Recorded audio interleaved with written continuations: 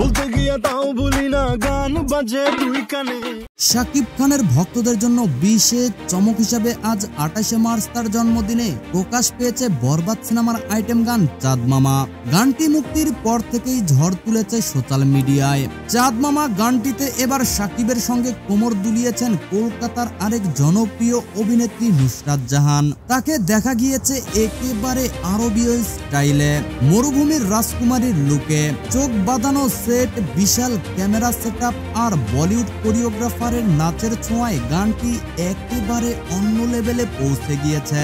গানটির প্রতিটি দৃশ্য যেন এক ভিজুয়াল ট্রিট। মরুভূমির রাজপ্রাসাদ, জ্বলন্ত মশাল, বিলাসবহুল পোশাক আর অসাধারণ কোরিওগ্রাফি একে এনে দিয়েছে আন্তর্জাতিক মানের একটি লুক। শাকিবের ক্যারিশমাটিক উপস্থিতি আর নুসরাত জাহানের মোহময়ী নাচ সিনেমা প্রেমীদের মুগ্ধ করে রেখেছে পুরো সময় জুড়ে।